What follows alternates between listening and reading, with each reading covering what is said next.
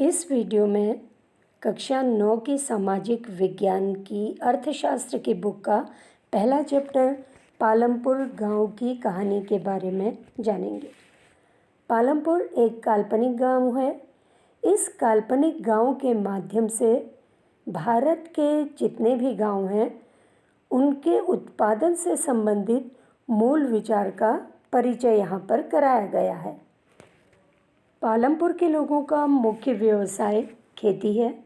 खेती के अलावा भी और दूसरे तरह के सहायक कार्य यहाँ पे किए जाते हैं, जैसे लघु स्तरीय निर्माण, डेयरी, परिवहन के कार्य भी होते हैं, लेकिन ये सीमित मात्रा में होते हैं।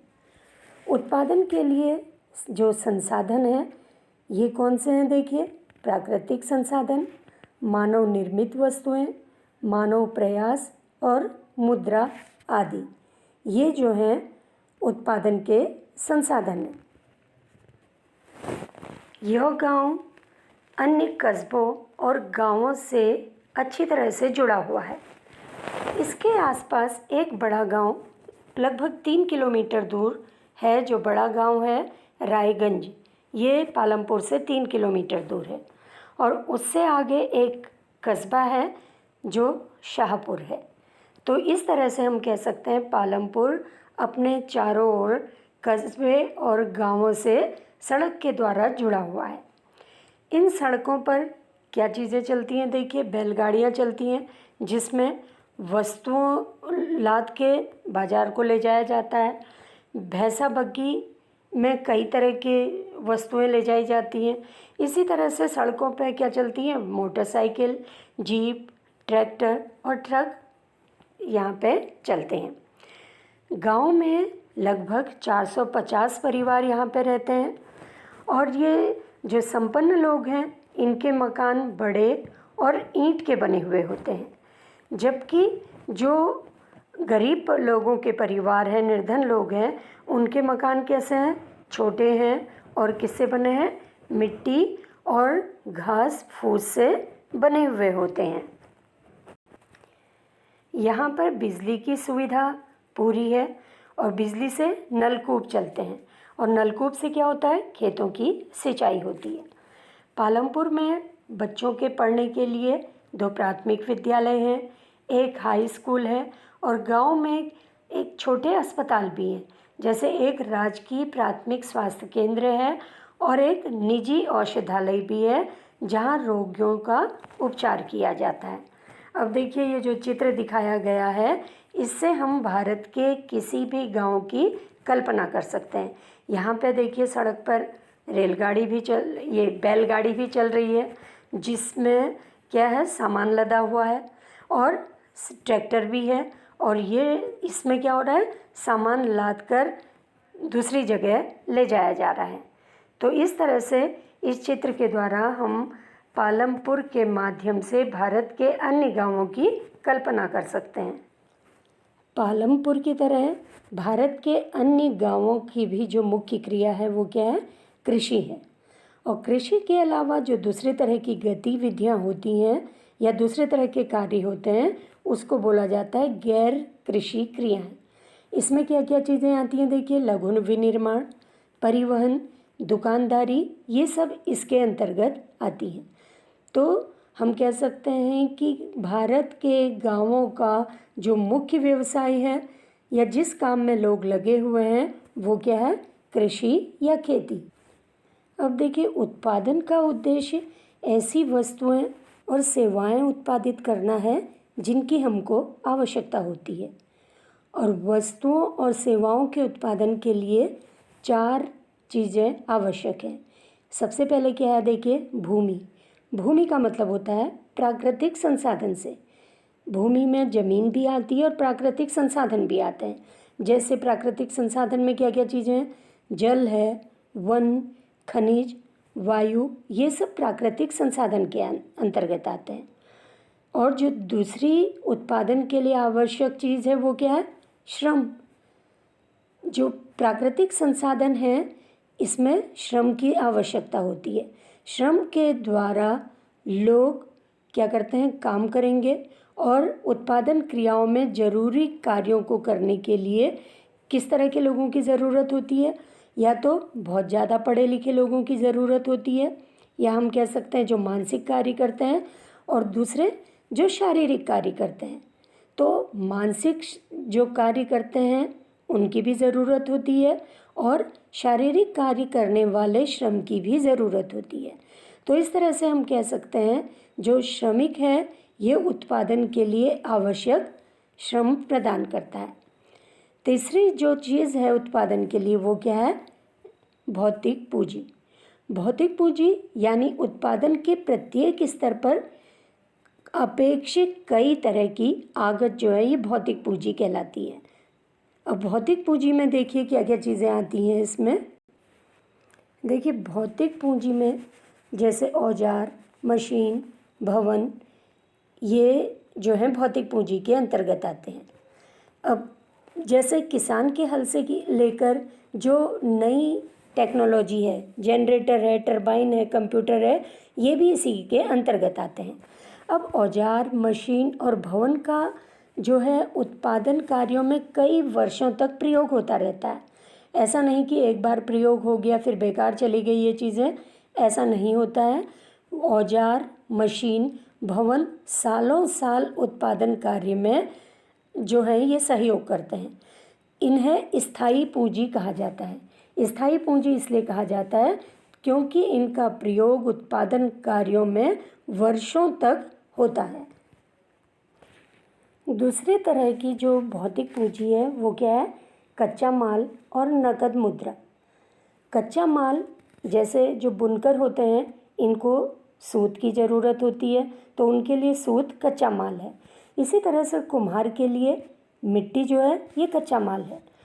और उत्पादन के दौरान भुगतान करने के लिए या ज़रूरी जो माल है ये खरीदने के लिए नकद मुद्रा की आवश्यकता होती है। तो कच्चा माल और नकद मुद्रा को कार्यशील पूंजी कहते हैं। इसको हम अस्थायी पूंजी भी कह सकते हैं क्योंकि उत्पादन क्रिया के दौरान ये वस्तुएं समाप्त हो जाती हैं। जैसे अभी हमने देखा कि औजार, मशीन और भवन तो सालों साल चलते हैं, लेकिन कच्चा माल और नकद मुद्रा जो है ये उत्पादन क्रिया के दौरान समाप्त हो जाती है, इसलिए इसे कार्यशील पूंजी या अस्थायी पूंजी भी कहते हैं। उत्पादन के लिए एक चौथी आवश्यकता भी है, वो क्या है? जो भूमि, श्रम और भौतिक पूंजी को एक साथ या हम कह सकते हैं उसको आपस में इस तरह से समन्वय कर सकें कि अच्छी तरह से उत्पादन कार्य कर सके, तो उसके लिए उद्यमी की आवश्यकता होती है। तो उद्यमी क्या करता है?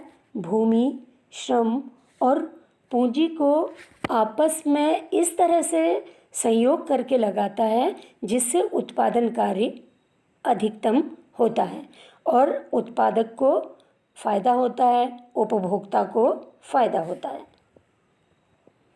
अब इस चित्र में देखिए, यहाँ पे क्या कर रहे हैं? बुनकर ये वस्त्र तैयार कर रहे हैं यहाँ पे।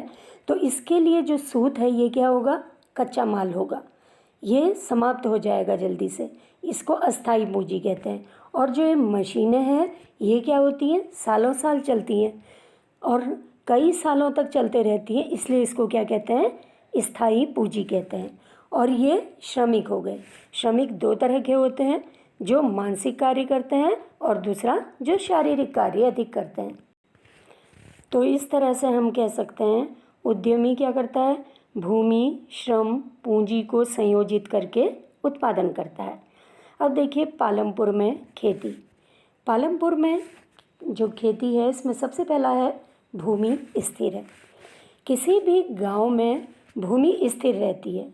भूमि की मात्रा को घटाया बढ़ाया नहीं जा सकता उस गांव में। उसी भूमि से अधिक पैदावार करने का कई तरीके होते हैं। अब देखिए पालमपुर में 75% लोग अपनी जीविका के लिए, अपनी रोजी रोटी के लिए खेती पर निर्भर रहते हैं। वो किसान अथवा कृषि श्रमिक हो सकते हैं, उनके अपने खेत भी हो सकते हैं या वो दूसरे के खेतों में काम करने वाले भी हो सकते हैं। लेकिन भूमि क्या है? स्थिर है। भूमि का विस्तार नहीं किया जा सकता है। लेकिन अगर बंजर भूमि है तो उसको कृषि योग्य भूमि में बदला जा सकता है, या हम कह सकते हैं बंजर भूमि को उपजाऊ करके कृषि योग्य बनाया जा सकता है। तो इस तरह से सबसे पहला तो क्या हो गया है, जो खेती से संबंधित विशेषता है कि भूमि जो है ये स्थिर होती है। क्या उसी भूमि से अधिक पैदावार प्राप्त करने का कोई तरीका है? अब देखिए, इसको हम देखते हैं आगे। पहला तो ये हो गया, देखिए बरसात के मौसम में क्या बोते हैं, ज्वार और बाजरा बोया जाता है। अक्टूबर और दिसंबर में आलू, और सर्दी के मौसम में या रबी की जो फसल होती है वो क्या होती है, गेहूँ। और भूमि के एक भाग में गन्ने की खेती भी की जाती है, जिसकी वर्ष में एक बार कटाई होती है। गन्ना अपने कच्चे रूप में या गुड़ के रूप में पालमपुर के लोग कहाँ बेचते हैं, इसको शाहपुर के व्यापारियों को बेचते हैं। तो इस तरह से बरसात के मौसम में पालमपुर में क्या बोते हैं, ज्वार और बाजरा, अक्टूबर दिसंबर में आलू, और सर्दी के मौसम में या रबी की जो फसल है ये क्या है, गेहूँ होती है। अब पालमपुर के किसान क्या करते हैं, एक वर्ष में तीन अलग अलग तरह की फसलें उत्पन्न कर लेते हैं। अब कैसे करते हैं वो तीन तरह की अलग अलग फसलें उत्पन्न, क्योंकि यहाँ पर सिंचाई की सुविधाएं अच्छी हैं। सिंचाई के लिए यहाँ पर क्या होता है, नलकूप हैं, बिजली की सुविधा है, नलकूप हैं, तो नलकूप के द्वारा सिंचाई की जाती है। पहले से क्या होता था, कुओं से रहट से पानी निकालकर छोटे छोटे खेतों की सिंचाई करते थे। बड़े पैमाने पर खेती करना पहले संभव नहीं था, क्योंकि बिजली नहीं थी, बिजली थी तो पर्याप्त मात्रा में नहीं थी, और नलकूप प्रभावकारी ढंग से काम नहीं करते थे। लेकिन धीरे धीरे क्या हो रहा है, बिजली की सुविधा सब लोगों को मिल रही है, जिससे कि निजी नलकूप लोगों ने लगा लिए हैं। शुरू में क्या होता था, सरकार के द्वारा नलकूप लगाए गए थे, लेकिन धीरे धीरे जैसे जैसे किसानों की संपन्नता बढ़ती गई, उन्होंने निजी नलकूप या अपने स्वयं के नलकूप लगाने शुरू कर दिए, जिससे क्या होने लगा, खेती के जो भी खेत हैं वहाँ पे बड़े बड़े, उनमें सिंचाई की सुविधा नलकूपों के द्वारा होने लगी। और सिंचाई सुविधा होने से क्या होने लगी, उनका जो उपज है ये बढ़ने लगी। तो इस तरह से हम कह सकते हैं उसी भूमि से अधिक पैदावार करने का तरीका है, अगर हम आधुनिक तरीके से खेती करें। एक वर्ष में किसी भूमि पर एक से ज़्यादा फसल पैदा करने को बहुविध फसल प्रणाली कहते हैं। यह भूमि के किसी एक टुकड़े में उपज बढ़ाने की सबसे सामान्य प्रणाली है। पालमपुर में सभी किसान कम से कम 2 मुख्य फसलें पैदा करते हैं। कई किसान पिछले 15-20 वर्षों से तीसरी फसल के रूप में आलू पैदा कर रहे हैं।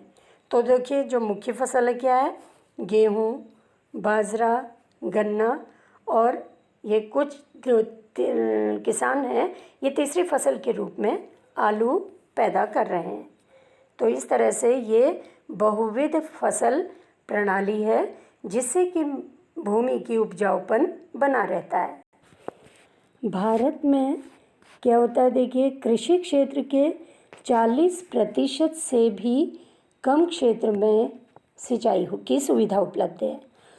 शेष जो क्षेत्र है यहाँ पर खेती किस पर निर्भर करती है, वर्षा पर निर्भर करती है।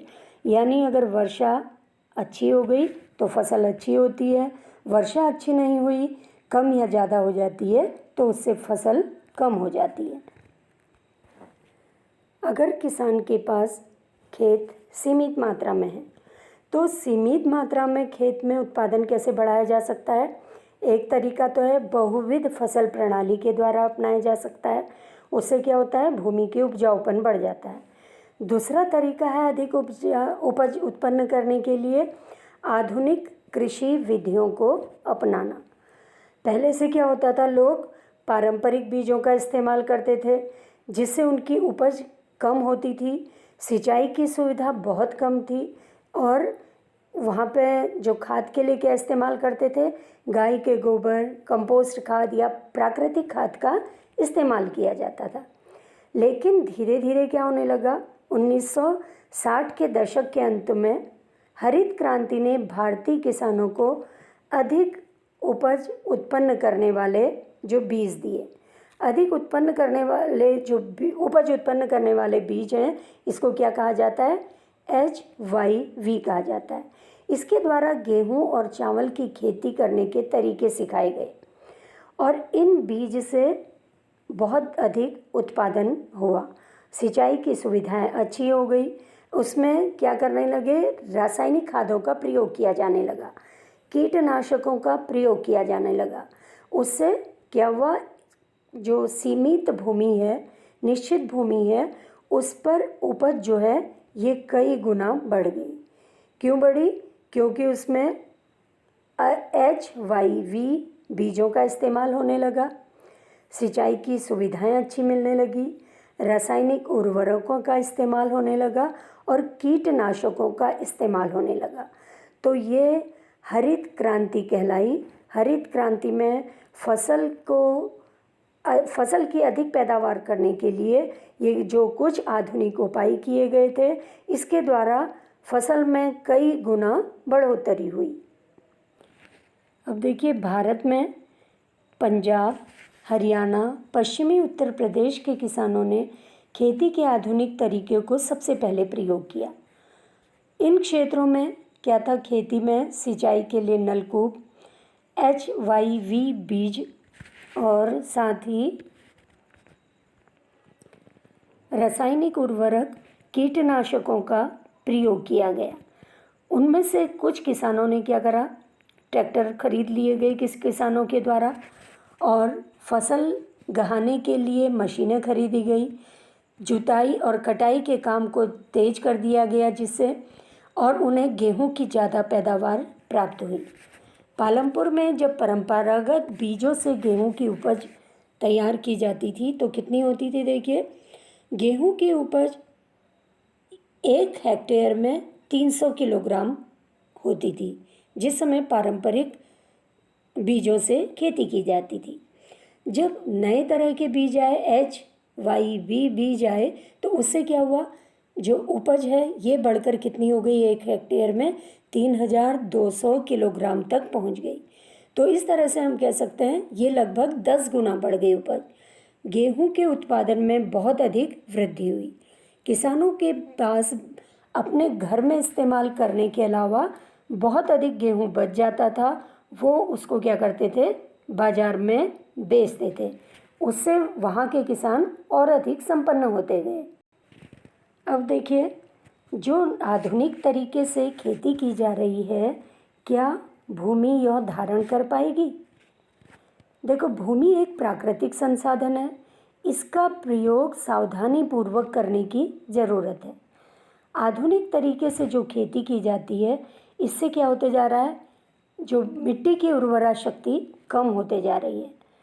जो कीटनाशक डाले जा रहे हैं खेतों में, रासायनिक खादें डाली जा रही हैं, वो कुछ तो पौधों को मिल जाती है, कुछ क्या होती है, जल के साथ बहकर नदियों में, तालाबों में चली जाती है। इससे वहाँ पर क्या होता है, प्रदूषण हो जाता है। और साथ ही बहुत अधिक सिंचाई करने से, नलकूपों से सिंचाई किसी भी समय, किसी भी मौसम में की जा रही है, उससे क्या हो रहा है, ज़मीन के नीचे का जल स्तर कम होता जा रहा है। तो उसको बोलते हैं भौम जल स्तर कम होता जाता है। मिट्टी की उर्वरा शक्ति कम होते जा रही है, भौम जल स्तर कम होते जा रहा है। अगर इनको वर्षों तक बनाए रखना है तो हमें अपने पर्यावरण को ध्यान में रखकर खेती करनी चाहिए। हमें बहुत अधिक रासायनिक खाद का इस्तेमाल नहीं करना चाहिए, हमें बहुत अधिक कीटनाशकों का इस्तेमाल नहीं करना चाहिए। और साथ ही अगर हम नलकूपों से सिंचाई करते हैं तो ज़मीन के जल स्तर कैसे बढ़े, इसके भी उपाय किए जाने चाहिए। देखिए, इस चित्र में दिखा रखा है, पालमपुर गांव में कृषि भूमि का वितरण दिखा रखा है। अब इसमें दे रखा है, देखिए, किसी के पास बहुत बड़े बड़े खेत हैं और किसी के पास बहुत छोटे छोटे खेत हैं। तो जिनके पास बड़े खेत हैं उनको वो जो हैं बहुत अधिक उत्पादन इसमें कर सकते हैं फसल का, लेकिन जिनके पास बहुत छोटे खेत हैं वो अपने परिवार के लिए भी पूरी उपज उत्पन्न नहीं कर पाते। तो इस तरह से यहाँ पे बहुत छोटे किसान भी हैं, बहुत बड़े किसान भी हैं और मझोले किसान भी हैं। तो इस तरह से पालमपुर गांव में ये जो कृषि भूमि का वितरण है यहाँ पर चित्र के माध्यम से यहाँ पे दिखाया गया है। अब इसमें आगे देखिए, मान लीजिए, देखिए किसी किसान के पास मान लीजिए ये बड़ा खेत है। अब इस किसान के मान लीजिए 4 बेटे हैं। अब 4 बेटों में जब बंटवारा होगा क्या होगा, इनका खेत का हिस्सा एक बेटे के पास कम आएगा। तो इस तरह से ये खेत जो हैं ये छोटे होते जा रहे हैं और छोटे खेतों में खेती करना जो है ये ज़्यादा फ़ायदेमंद नहीं होता। अब चित्र के माध्यम से देखिए, यहाँ पे खेती का तरीका दिखा रखा है। यहाँ पे कीटनाशकों का छिड़काव किया जा रहा है। ये पुराने तरीके से खेती की जा रही है हल के द्वारा। यहाँ पे देखिए इस चित्र में दिखाया गया है, ये किसान लोग या जो श्रमिक हैं खेत में काम कर रहे हैं, ये फसल काटते हुए दिख रहे हैं। ये हल के द्वारा खेती कर रहे हैं। यहाँ पे नई मशीन आधुनिक तरीके से खेती की जा रही है। तो इस तरह से खेती में धीरे धीरे सुधार होता जा रहा है। और यहाँ पे देखिए ये छिड़काव किया जा रहा है। तो इस तरह से हम कह सकते हैं गेहूं की फसल, कटाई, बीज बोना, कीटनाशकों का छिड़काव, आधुनिक और परंपरागत विधियों से फसलों की जुताई इस चित्र में दिखाई गई है। इस चैप्टर का दूसरा पार्ट आप अगले वीडियो में देखेंगे।